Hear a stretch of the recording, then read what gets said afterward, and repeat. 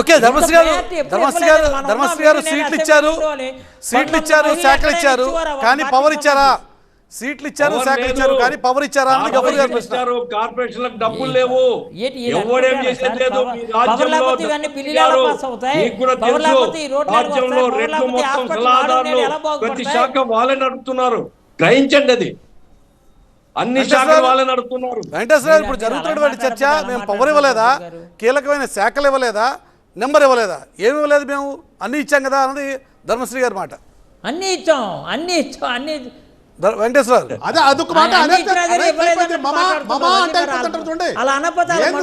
చెప్పండి. నేను అడిగిన దానికి నేను అడిగాడు చెప్పండి సార్. మమా అంటాం కాదు సార్. ఎవరికి పవర్ చెప్పండి, ఎవరికి సార్ పవర్? మీ యొక్క క్యాబినెట్ లో ఏ మంత్రి అయినా సరే నిర్ణయం తీసుకునే అధికారం ఉందా? పవర్ అంటే గవర్నమెంట్ లో పార్ట్ అండ్ పార్సల్ అండి.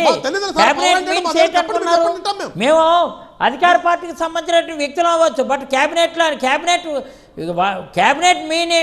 మీన్స్ ఏంటి? క్యాబినెట్ లో పవర్ వాళ్ళు పార్ట్ అండ్ పార్సల్ అన్నారు. గవర్నమెంట్ వాళ్ళు గవర్నమెంట్ ప్రతినిధులుగా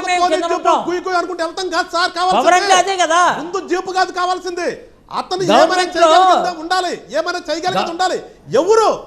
ఎవరు సార్ మీ యొక్క క్యాబినెట్ లో హోదా ఉన్నటువంటి మంత్రి ఇందానికి ఏం చేశాడు అంజాద్ బాషా గారు చెప్తారు కదా. అప్పుడు పక్కన గఫూర్ గారు ఏమైనా సరే మైనారిటీ వాళ్ళ గారికి ముస్లిం చెప్పండి.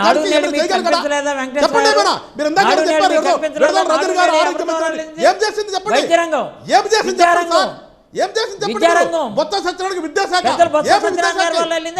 నాశనం చేశారు వాళ్ళు. మీరు విద్యాశాఖ నాశనం, ఆరోగ్య శాఖ నాశనం, కేవలం కులాల్ని అడ్డం పెట్టుకుని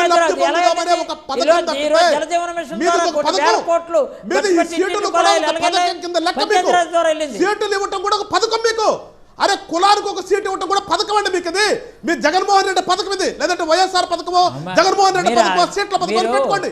మీకు కేవలం మీరు సీట్లు ఓట్ల కోసం